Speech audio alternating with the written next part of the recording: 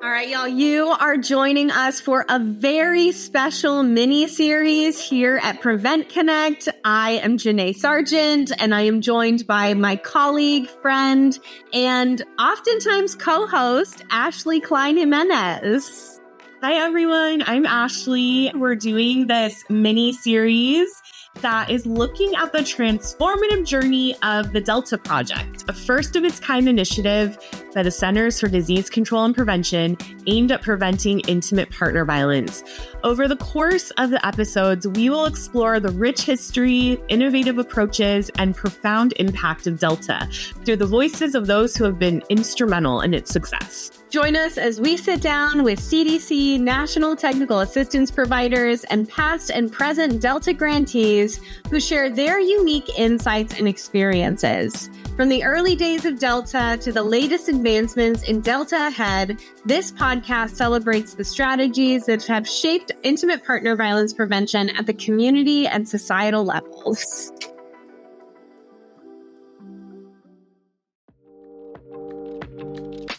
You're listening to PreventConnect, the podcast bringing together voices from across the movement to end gender and power-based violence, to give you the tools to practice primary prevention in your daily life and at work. We're highlighting emerging research, promising strategies, and stories from on-the-ground prevention practitioners doing this work in new and innovative ways. Bringing you topics like foundational strategies to prevent violence, primary prevention and youth engagement, critical race theory and school climates, prevention in a digital age, and more. I'm your host, Janae Sargent, and this is PreventConnect.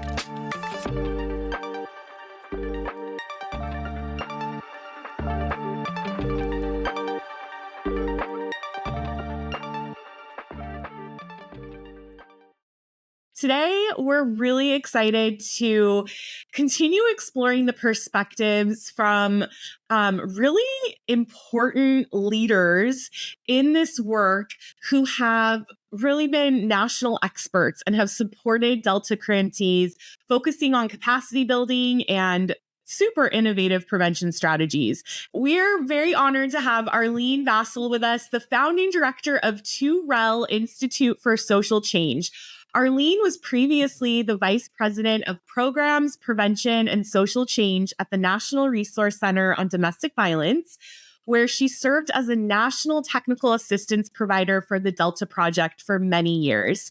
Arlene, I'm so excited that you're joining us today and just want to say welcome. Thank you. Thank you for having me, Ashley. Thank you for having me, Janae. I am looking forward to this conversation. I've been excited about prevention for decades, and believe it or not, I'm still excited. So thank you so much for having me. Oh my gosh. Okay, so let's just jump in because there's a lot of history, and you've played such a significant role as a national technical assistance provider for Delta, but you actually began as a recipient of Delta. And so we'd love to just kind of hear your experience in those roles and what your initial impressions of Delta was. What is it? That was the initial impression. I started out in Virginia, actually, as a recipient, right, of Delta that we have for many years. I co-led our prevention team, an amazing team of preventionists that moved on to do amazing work on campus, in marketing, in policy, and all of that was somewhat informed, right, by our journey together on our prevention team. Then I went to the Florida Coalition and provided oversight to our Delta initiatives. At that point, it was Delta Focus.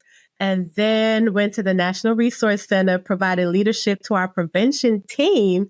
And so went from building capacity, because that's what Delta started out as, right? Building capacity, to actually working again with Delta Focus. At that point, it was high capacity, right? So it was integrating evaluations and having our state plans, and then moving on to providing national TA, overseeing, and we'll talk more about the IPV Council, all of our prevention initiatives with an amazing team. Again, it's been a journey. I started out with like a recipe card in Virginia, right? With a recipe card around what are we talking about? How do you do this? How do you create a cookbook? The last thing that I worked on that I'm absolutely proud of is our infographic that was survivor driven, right? Because in the beginning, we didn't talk about survivor driven prevention, right? And so we created our pay equity and thrive and wage in collaboration with the recipients infographic that was led by a survivor, Joyce Kyles, for bringing her name into the space because she was a survivor that actually supported the development of that amazing infographic with her story, right? And so going from building capacity to storytelling, hey, and centering the voices of Black and Brown people. Yes, that's what my journey looked like. When I started out doing prevention work, there was not many people that looked like me in the movement, right? Doing prevention work.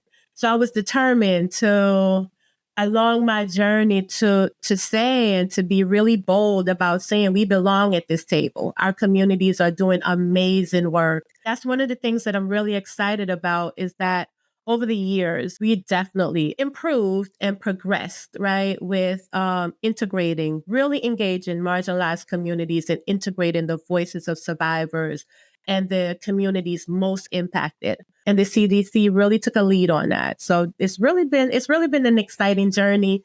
At first, of course, it was like, what is the socio-ecological model?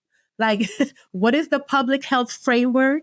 How do we do this? How do you know it's going to work? It's going to take away from intervention. It's going to take away from shelter programs. It's going to take away from the basic needs of survivors. Those were the initial conversations, right? When I joined this work almost 3 decades ago, we're going to work ourselves out of a movement, right? And so the conversation then continued to be, this is the hope. This is the hope piece of that. This is how we're going to do that, right? It's not in competition with intervention. It's we need both.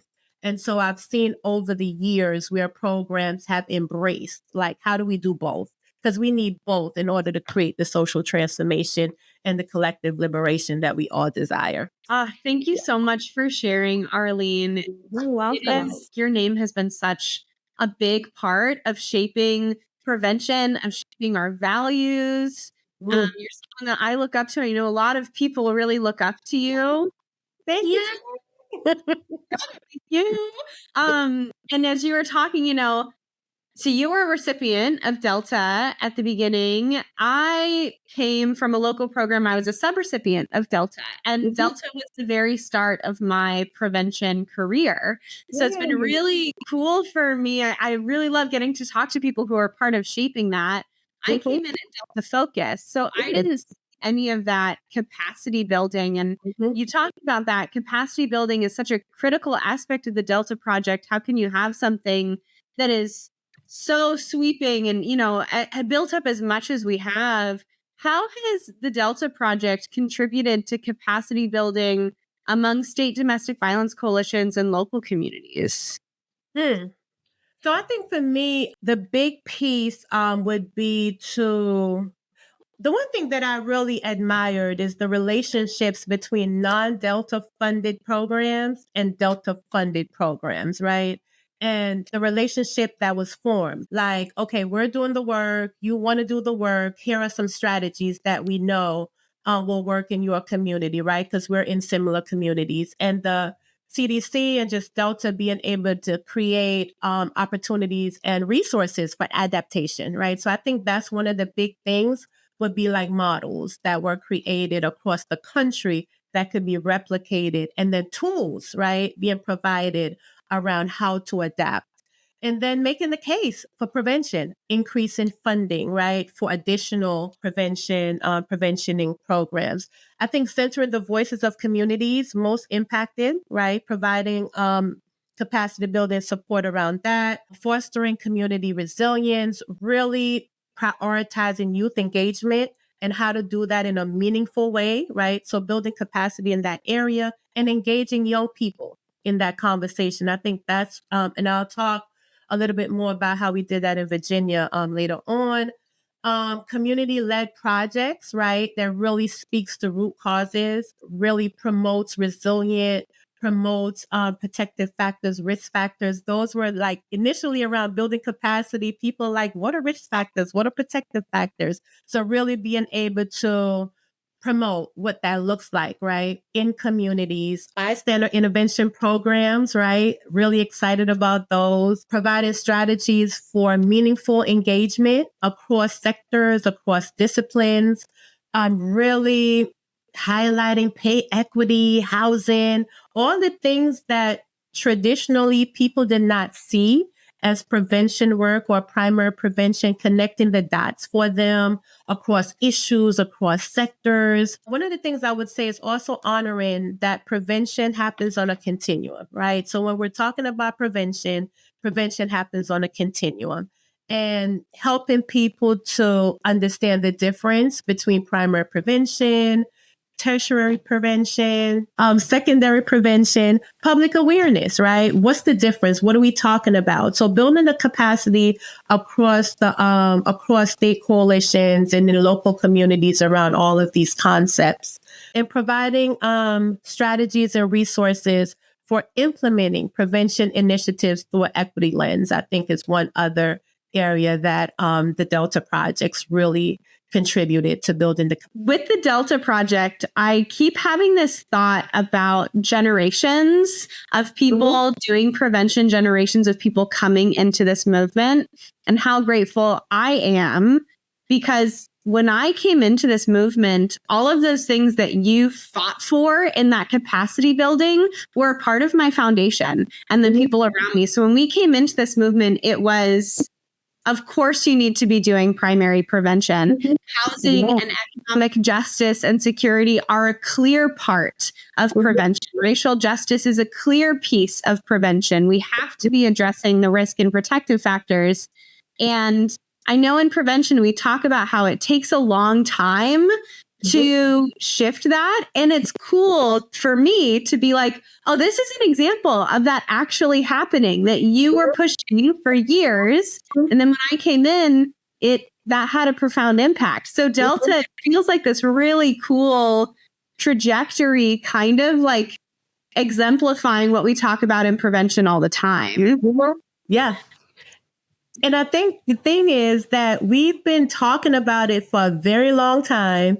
And communities of color, they've been doing the work for a very long time. And the organizations that need the resources to do the work didn't have fantastic grant writers, didn't have the structures, didn't have the things in place to get the funding to do this work. So then when models started, and there was a requirement then to connect with communities and be in community with organizations, right? Then it gave state coalitions and communities the opportunity to engage with the partners that could not apply for such funding, but then can engage in sharing their expertise and the work that they're doing and building up on that work, that foundational work, to implement amazing and innovative strategies across the country. That I think it was a good coupling, right, with the individuals that had the titles, the expertise, the capacity, right, to do the grant writing, with organizations that did not have the capacity without the other organizations to really lift up their work. You know, I think that's one of the big things about these podcasts that I really give you all a lot of credit for, is that you really walk that talk and you bring people together that may or may not receive Delta funding, but they have the expertise within community, and they've worked alongside organizations that are funded to do this work. So you all do like this has been for a while. You all do this blend of bringing everybody together, right? To really lift up the voices in the communities of the individuals most impacted with the individuals that have the evidence and have the and have the funding to do the work in a certain way to get the message out, right? We all have the same goal, is creating safe and thriving and equitable communities, right? And so once we can bring everybody together to have those conversations, then it really brings hope, and then it brings individuals that see themselves in the work. Because I think initially that was one of the issues that I recognized. Like, people didn't see themselves in the work. They didn't see themselves as part of this prevention movement that we're talking about. Now, I think there's been so many different avenues and opportunities created where people can actually see themselves in the movement and see themselves as part of the solution to preventing and ending gender-based violence. I have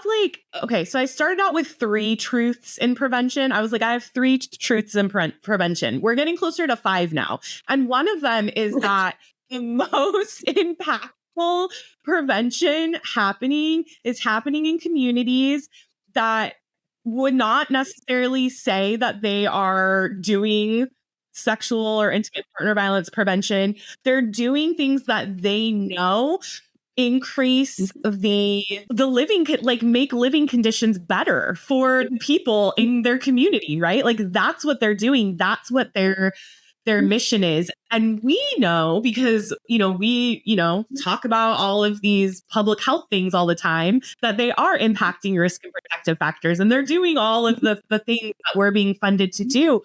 Like, that's where the magic is happening.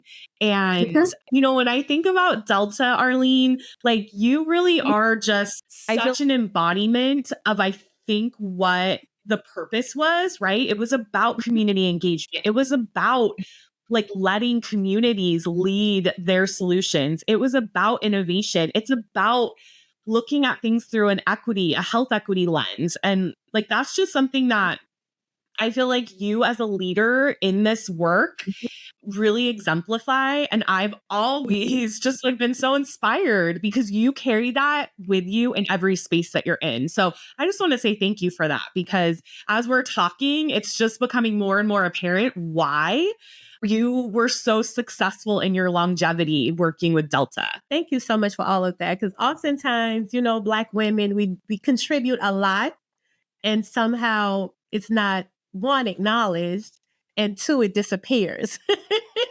Right? So thank you for your words, and just, thank you for the opportunity to have this conversation. And I think just my experience with Delta and with prevention allows me now within my organization is to make that connection, right? And so with similar organizations like mine that are Black led and led by Black women in communities, like you said, they don't recognize that that's the work that they're doing, right? So, for example, our mission is to create welcoming, inclusive work environments and communities for all people. Doesn't that sound good? Yes, right? And so that just, that encompasses everything that I've worked, everything I've done, right? But we're focused in on workplaces, which is a community, right? And which is where people have economic security, right? And if individuals cannot thrive in their work environment, then of course, that's a risk factor, right? For perpetration and for victimization. So because I have this longevity with prevention, that I can connect the dots for individuals that I work with, as far as within your organization, we're doing this work together. You have this commitment. This is what you're contributing to, right? This is actually a primary prevention strategy that we're working on. And to see it again, like in our national plan, to end gender-based violence, pillar number 2, it speaks to the workplaces, right? It speaks to your workplace and what kind of workplace and what kind of work environment we want to create. But without the 25 years, because I must have been 10, without the 25 years, I wouldn't have the language, I wouldn't have the strategies, I wouldn't have the information necessary to speak about my work through a prevention lens, right? Because typically people would say, oh yeah, we're creating culture changes within organizations. We're just wanting people to thrive. We want people to not only survive, we want people to work in a good environment. They won't have the language, they won't have the concept, the framework, the public health framework and the language to really say, this is what we're doing. We're contributing to thrive in communities. And the workplace is one of those places where you have the potential to build upon something that can prevent perpetration and victimization of intimate partner violence. So that's what feels good for me, that I can bring, my experience in the prevention movement into what I'm doing now. I really appreciate you providing that context about capacity building, where we started, what it's been like, where we are now. And I think it really helps to set the foundation for the kind of innovation that's going on with Delta. And you mentioned this earlier. Our listeners love examples. Everybody loves to hear what's going on. What are some innovative prevention strategies you've seen come out of the Delta Project? I'm going to have to go back to a couple of oldies but goodies, right? And the reason being, there's a reason. There's always a method to my madness. There's a reason, right? I think sustainability is one of the things that was talked about early out, right? And so I am going to lift up, a couple strategies that was implemented, a couple resources and strategies that were implemented in Virginia. We have started this journey, right? Because Virginia got Delta funds and then they did not get Delta funds, but their prevention work continues, right? And even after I left our prevention team, it's been a joy to see the things that I initially worked on continue, right? So one thing I'm going to really lift up is the peace begins at home license plate. Yes, right? So it emerged from Delta, and it emerged from, in my opinion, the conversation around building a case for prevention, right? And so how can you then generate funding to support prevention efforts? And so that started out with the Peace Begins at Home license plate, right? So now it's a whole initiative, right? Where they continue to sell the license plates to gain funding so that they can provide prevention funding to local programs across the state. And then I want to lift up the Do You campaign that I initially worked on in Virginia. It's a multifaceted primary prevention campaign that addresses youth violence, dating, and sexual violence, confronting its root causes, and enhancing protective factors. So look it up, Do You, if you're not familiar with that one. It's an oldie but goodie. The thing for me is I remember convening the initial groups with service providers, right, who worked with Black and Brown children. And we conducted focus groups across the state, and the Do You came from the young people. Right? We had another title, and that's why I'm lifting it up, because we had another title and they were like, no, that doesn't resonate. Right? And so Do You came from the young people. And of course, over the years after I've left the coalition, it has evolved the processes, but the core of what I heard from the young people when I conducted the listening sessions and my co-lead on the prevention team across the state is still visible. It's still visible in the campaign. And that brings me a lot of joy. I'm saying over a decade later that the coalition stayed true to what they heard from the young people, because again, I participated in those focus groups. And then I would say storytelling as a key for social transformation. I believe that strategy has been integrated on so many levels, right? With our Delta recipients and with our non-funded Delta recipients, using a storytelling framework to really connect the dots across intervention and prevention has been really a useful strategy, and providing individuals with a framework on how to share their story. And again, I talked about the latest Delta Impact story that was shared. It's available on the PreventIPV.org. I used IPV.org before I got to NRCDV. While I was at NRCDV, I provided oversight to all that was done with that, and I still use it today. I still use it today. Yes, it's the go-to, right? It will always be the go-to for prevention. So shout out to NRCDV for that. Like storytelling as a tool for social transformation, I believe is one strategy that is underutilized And I would suggest that people continue to utilize that approach and look at what the Delta Focus and Delta Impact recipients, how they've utilized storytelling to share their stories. And then, of course, the Red Flag campaign. How can I forget that? That came out of our team, right? It's a bystander innovation campaign. I said oldies but goodies. So I want to stick to the oldies. There's a lot of examples. Go to the PreventIPV.org website. You will get a lot of them. I am highlighting some oldies but goodies when I was part of teams that worked on specific strategies that was funded and not as a TA provider. They've improved that one to include the voices of Black and Brown students. And it's in campuses across the country. I use Prevent IPV all the time as well. I did it's kind of like I used PreventConnect before I worked as PreventConnect, right? It was like these were the places where you found what we needed to be able to do our jobs. Because I don't know, like when I started in local programs, I was the only prevention person, and my colleagues were amazing that were doing, intervention, but like they didn't really understand what prevention was, and I was trying to figure it out. So these places were like where I went. And for anybody joining now, there is so much information there now because most of what has been developed through Delta and non-Delta funded programs are there, right? It's posted.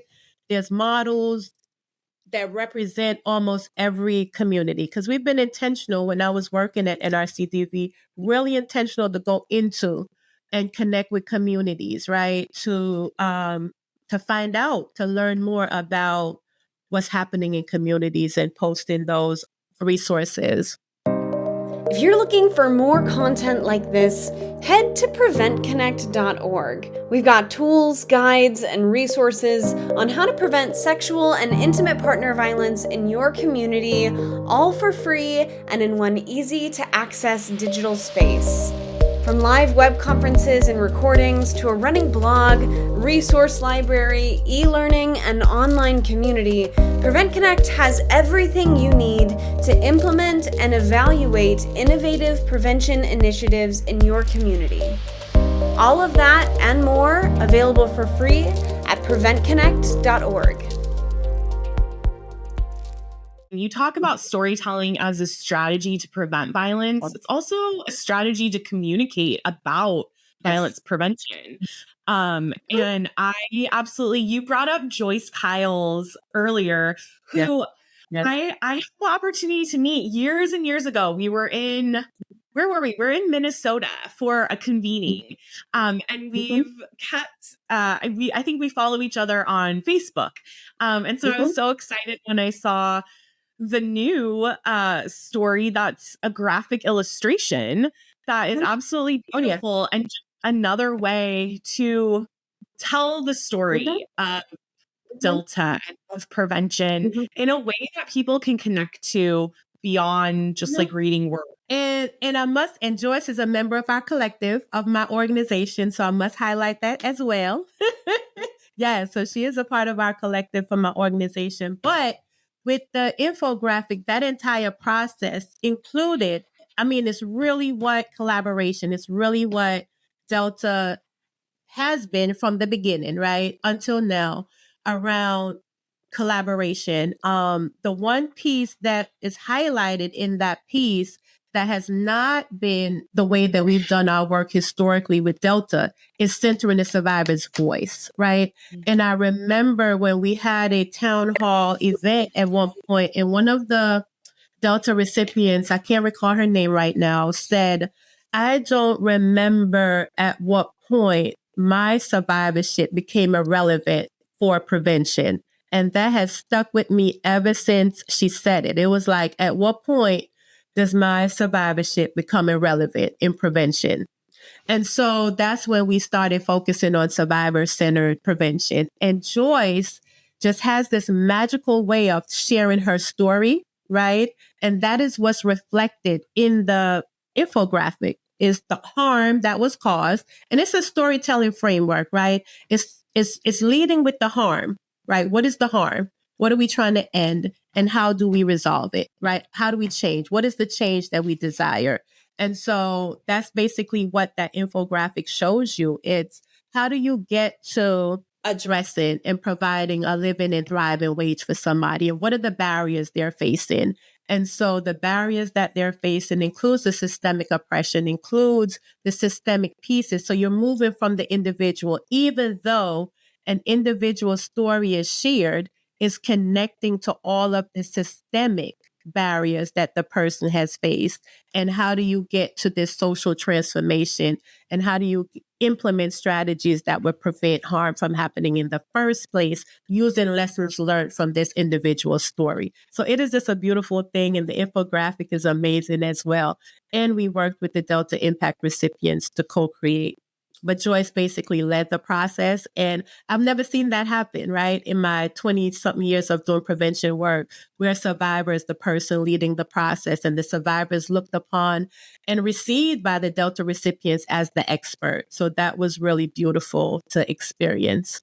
The conversation about survivors and survivors being leaders in prevention, I remember just coming up as a younger person in this work and working at local organizations, whether it was in intervention or prevention, there, at least for me in the organizations I worked with, there was a sense of we actually don't bring our survivorship into this work, which looking back on it, it's so interesting because who best to figure out how to stop something from happening than the people who have had it happen to them, right? I want to ask you about the Intimate Partner Violence Prevention Council, because I think that, and correct me if I'm wrong, but it seems like you've provided a lot of leadership with that group over the years, and it seems very intentional, the people that you brought to the table, right? In terms of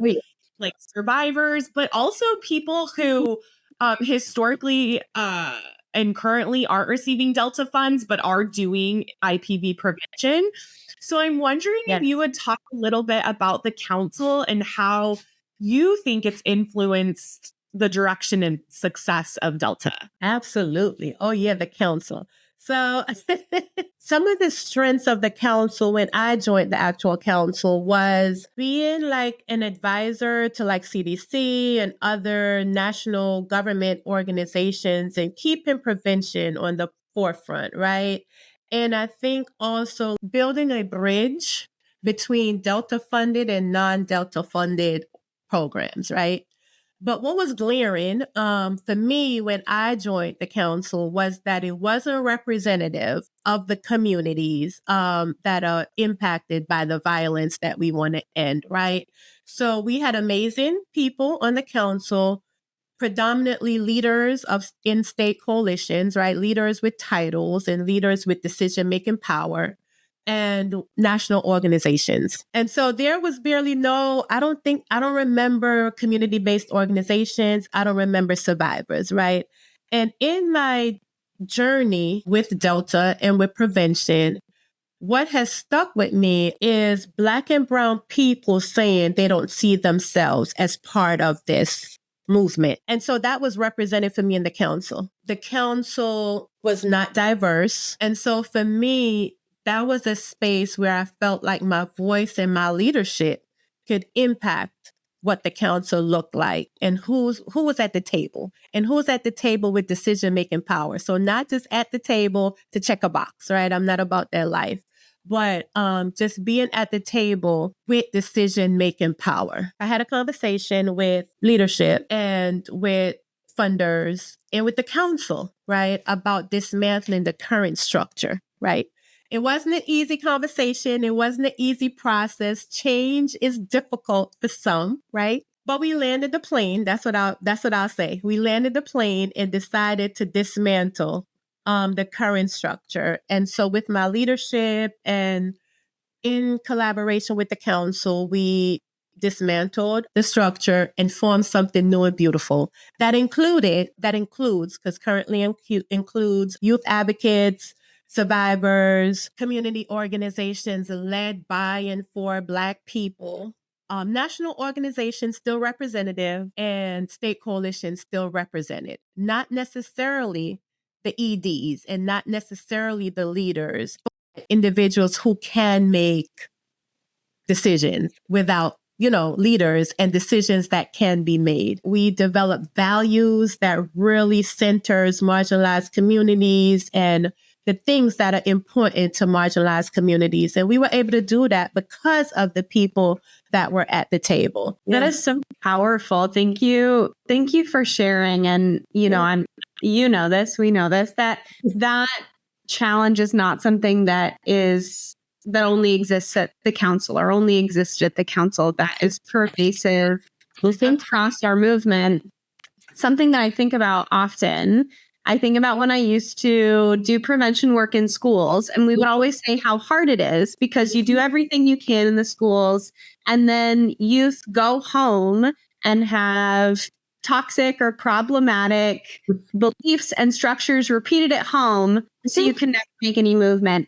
And it is interesting that our movement struggles to see the parallels to what we do in our workplaces. Like, people who do prevention and advocacy go out into communities and do what we hope to be innovative work, equitable work that centers Black and Brown people, that centers marginalized people, that works in community and collaboration and power shares. But then they go back to their offices where there is no power sharing, there is no centering of Black and Brown people. Come on, it's true. It's like, what? How do we not see this? And I am so appreciative of the work that you put into the council and in your career with Delta. I know that is not, I can't imagine like the burden that was to carry. And I know that it's also something that you continually do in your new endeavor and your new role. And I think that leads us really beautifully into talking about what you're up to now. Work. So Arlene, tell us a little bit about what you're doing now and how your current work aligns with your Delta journey. Yes. So I can't separate my prevention journey from my movement journey, right? So it's all in one, and it's just like you led me in really good, Janae. Thank you. Thank you. We don't understand, right? How the movement don't recognize that, right? Everything you talked about. So thank you for saying it for me, so I didn't have to say it, right? So thank you so much. And I think so for me, like one of the main thing, and the TooREL Institute for Social Change, we're a collective of content area experts, healers. We're all consultants, right? So everyone has their own independent consultant business. There is not individual staff members, right? So we're a collective. And so we have our own expertise areas, and then we come together to facilitate and co-facilitate, our roots and equity liberation framework and just other requests that we may have. And then our vision is really about creating, and this is the thing that people ask me all the time, like, why Black centered? So I'm going to tell you the vision, and it's to create Black centered organizations and communities where Black people are thriving, not merely survive. And so some people ask why Black centered. So I want to make it clear that we're not anti any other groups of individuals, any other identities. We're just being unapologetic. And I think Ashley mentioned it earlier. Like, I show up how I show up, the same way everywhere, right? And so this particular group, we're just unapologetic, right, about centering Black lives, Black people, Black joy, Black resilience, the things that we have our struggles, right? Because this almost 3 decades of this movement work has been a struggle, right? But there has also been joy. There's also been resilience. And so we're intentional about incorporating those pieces as we talk about the harm, as we talk about addressing root causes. We really talk about even though we're addressing root causes, right, we're also honoring the strengths that we have and the resilience that we have. So that's two key pieces. The other piece is that, we want to highlight that when it comes to creating thriving workplaces for Black people, it's not about skill building. It's about systemic oppression. It's about deep-rooted policies and practices that benefit some people and harm others, right? And again, it goes back to I also don't understand how people don't get it. We still have to explain it, right? And so we're working with organizations to implement and to prioritize policies and practices that prioritizes wellness, well-being, healing, again, resilience, like Black joy, Black resilience, peace. Those should be the norm, right? Those should be the norm in your work environment. We're working with individuals to pay attention to like who's leaving, who's thriving, who's barely surviving. Similar with abusive situations, like I mentioned before, some people have worked in toxic environments that the abuse has been worse than anything they've experienced in interpersonal relationships, right? So how do we create culture changes where, again, wellness, well-being, resilience, healing, all the things can be prioritized in a work environment where people can bring their whole selves, right? So examining your policies, your practices, the conditions in your work environment that really supports self-actualization, that supports just me being me and showing up to do my work. And the things that I'm talking about is the norm. It's not radical. It's the norm, right? It's the norm where individuals can really show up as their whole selves and feel a sense of belonging in their workplaces. We know that Black women are leaving the nonprofit sector, the domestic violence movement at alarming rates, right? And so several organizations have done studies, and our CTV, I was a part of doing a study around the experiences of Black women in the movement, right? And so we know that people are being harmed at alarming rates. So yes, we're responding to that. I speak to Black women on a regular basis about their experiences in organizations that are doing amazing external work, right? But internal individuals continue to be harmed. And then the prevention piece around it is, how can we create organizational cultures where people are thriving? People have not experienced violence, have not experienced harm, but you're creating a culture where people can thrive. And that leads to economic security, right? People leaving their jobs, they're becoming homeless. They're, having housing insecurity. It's causing medical issues. It's causing mental health issues. It's causing health, all kinds of issues for individuals and for families that's really stemming from just the toxic environment that they're working in. So to say all of that, we're working with individuals to create organizational culture change. We're supporting Black and brown women in the movement in any way they need support. We're doing a lot around collaborative leadership. So that's about shared power. It's not around skill building only. It's around what does it look like for us to collaborate as leaders. So we're doing collaborative leadership. We're doing our Roots, Equity, and Liberation framework, again, is around addressing root causes, systemic oppression, creating equity-centered policies and practices, and really focusing on our collective liberation in workplaces. And so we do presentations. And again, like back in the day with prevention, like a one-off presentation is not going to help, but we'll do it, right? We'll do it just to give you information about the framework and about the work that we're doing and about what is it that we're talking about. Janae, like you're saying, people don't get it. So we'll do a one-off so people can get it, right? But then the actual implementation of our Roots, Equity, and Liberation framework is about an 18 to 24 month commitment. And it's like 6 phases. So the first phase is around assessment assessing readiness, compiling information, looking at all your policies and practices, talking to staff. Yeah, really assessing readiness. And if you're ready and you want to do the work, then we'll co-create a culture shift plan, and then we'll follow you along the way and implement that new culture shift plan, not strategic plan. We're intentionally, and I need to coin that term. It's a culture shift plan. So if you hear anybody talking about it, yes. So anyway, so it's not a strategic plan. It's a culture change plan, right? Because we're not doing strategic planning. We're doing a culture shift plan, because that's what it takes, right? It's shifting your organizational culture so that no one gets left behind and everyone is thriving, basically. Again, just a couple of small things that you're doing.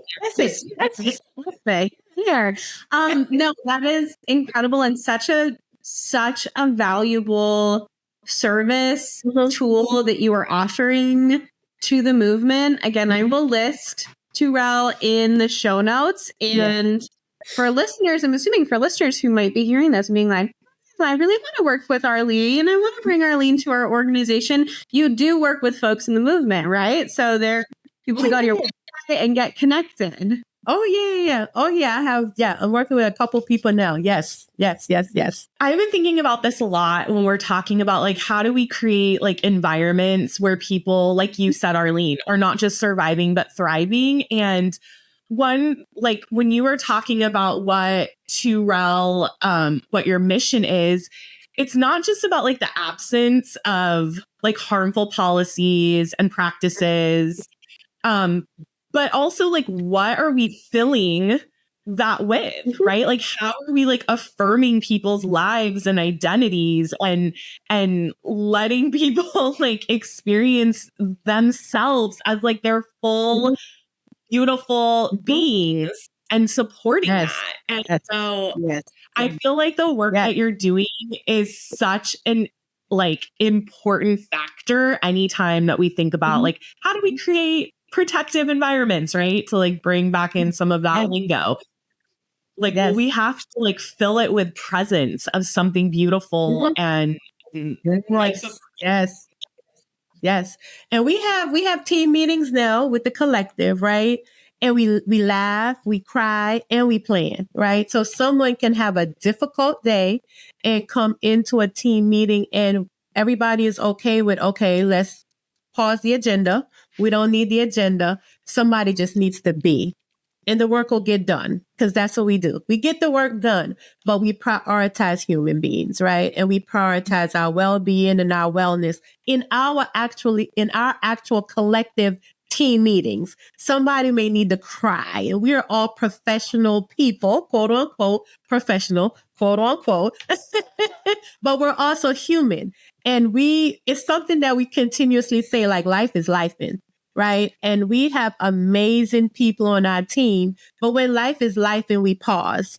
We pause for what's happening, right? And then we move forward. So we also, and we meet all of our contract needs and requests from folks, right? Nothing gets left behind, but we prioritize the individuals that's in our collective. And life is life. And when we're off and people are like, can you do this thing on this day? And we're like, no, we're not working on that day. And so, honoring people's whole lives, right? And recognizing that people's life is just not wrapped around work. There's other important factors to your life. So being able to model that as the collective, we center the person and the people before the projects and the contracts that we have. I think that is such a great segue into our last question for you, because it's about the people. It's about the people who are currently doing Delta work. It's about the people who will be doing future Delta work. And that is, what kind of advice would you give current and future grant or recipients of Delta funding about maximizing their impact of their prevention effort? Yes. Community. Stay connected. And I'm going to clarify what I mean is stay connected and be in community. Be in community. So that means seeking out community leaders, activists, organizers, the individuals that may not have that title that you're looking for as a preventionist, but it's the person that has the wisdom and it's the go-to person in community. And when I say being in community, another thing is showing up in community for issues that are important to that community. Right? So it may not be prevention focused, right? But the relationship building part requires trust building. And you have to show up in order to do that, right? So show up in community for issues that are important to that community. And then remember, trust is earned. It's not automatic because you have resources. Right? So you just don't show up with the resources and assume that community members, community leaders are going to trust you because you have money and you have the resources. And then continue working on breaking down silos in your organization. Ashley, you mentioned it earlier when you mentioned that you were the only prevention person, right? So how can we integrate prevention into everybody's role in some way, shape, or form, right? It doesn't necessarily have to be the person that's solely working on the primary prevention grant, but how do you integrate prevention? Prevention happens on a continuum. How do you integrate prevention in all aspects of your work within the organization? So continue breaking down. Historically, there's only been one or a few members within organizations that are looked upon as the experts in prevention. And those are usually the people with the preventionist title. And I was talking about that earlier. For that reason, I pushed against that, right? I was like, I don't want to be a preventionist. I don't want to be a preventionist. It feels like there's an eliteness to that. And I don't want to be that. I don't want to be that. Even though I was that.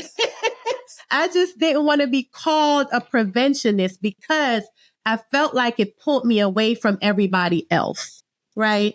And so I think it's how do you integrate prevention in everyone's work and honor the expertise of everyone, right? So if everyone's doing prevention, then you're honoring the voices and the expertise and the lived experiences of everyone. Back in the day, it was like the therapist was the go-to person, right? For trauma-informed practices. Now everyone got trained on trauma-informed practices because we all, right, as human beings experience trauma, right? So we all have a piece of the puzzle for prevention. So it's the same, for me, the same analogy. Like similar to how you integrate trauma-informed practices into, even though we have trauma-informed prevention, it's a whole nother thing.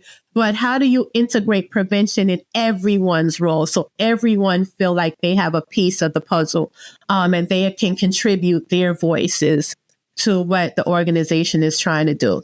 Utilize storytelling as a tool for social transformation. It brings us back. It connects us to our ancestors. It connects us to the root of the work. You can talk about addressing the harm and you could talk about the solution in a story, right? You can talk about the harm doing. It's a framework that we developed. Talk about the harm and then, of course, talk about the solutions. That's the hope part. And that's how you integrate awareness, intervention, and prevention. Use language that resonates with diverse communities. And I don't know how much time I spent, CDC, you know I love you, how much time I spent translating CDC documents when I was going into a faith community or when I was going into particular schools made up of Black and brown people. It's like, girl, what are you saying? And I had to translate that, right? So use language that resonate. And I mean, of course, you're going to use the language that's going to resonate with the audience. But when you're going into communities, use language that resonate. Something that I've used consistently and it resonates. We all want to create safe and thriving and welcoming environments for all. And I've also used the principles and practices of Dr. King's beloved community, right?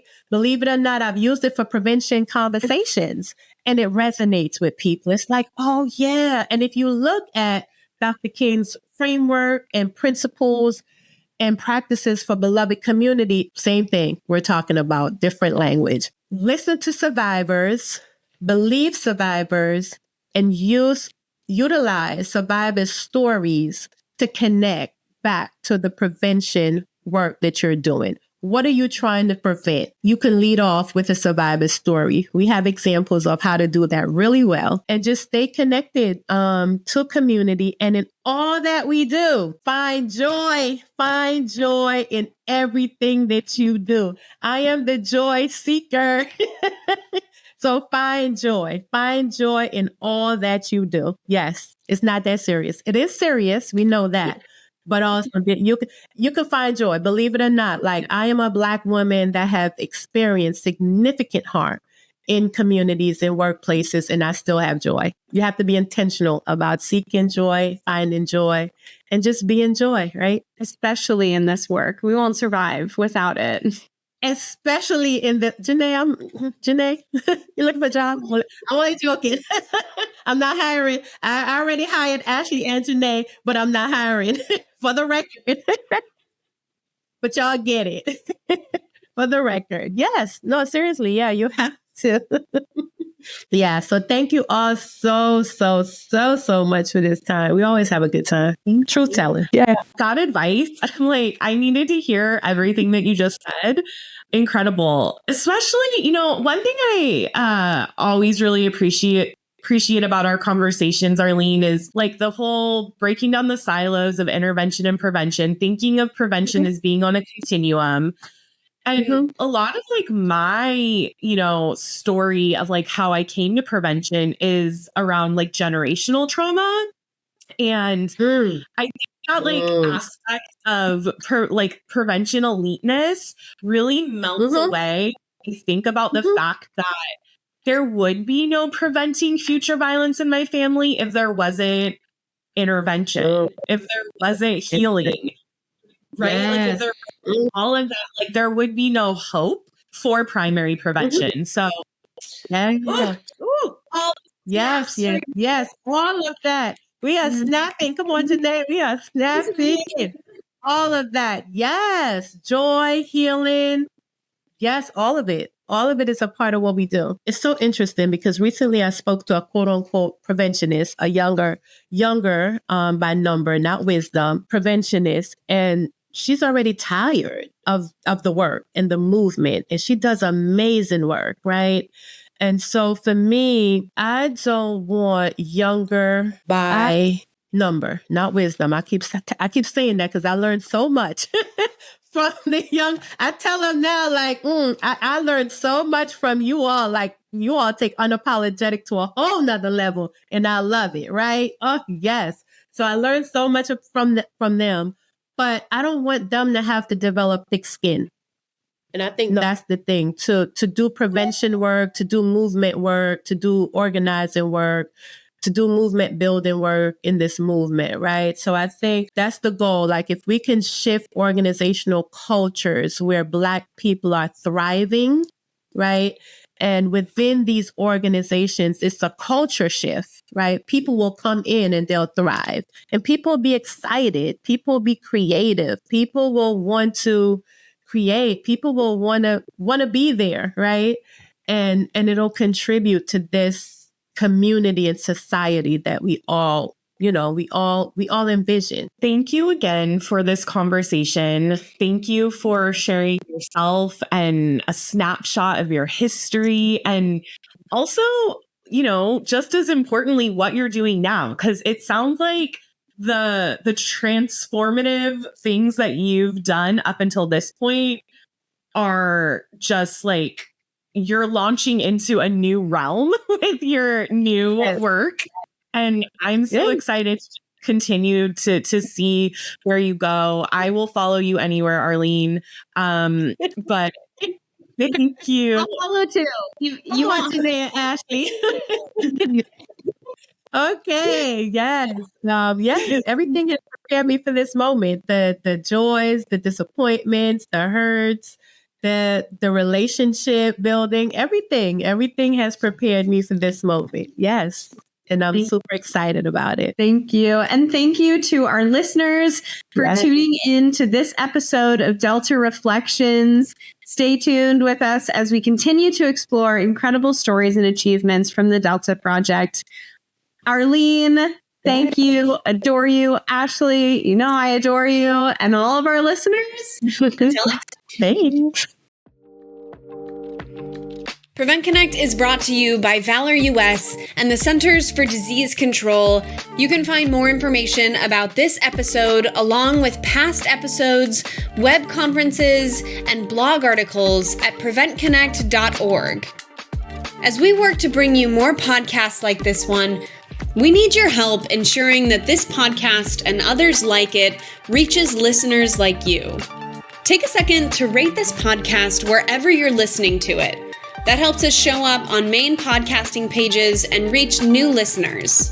And of course, if you have an idea for a topic that you'd like to see us cover, reach out to us and comment on this post on our Instagram page.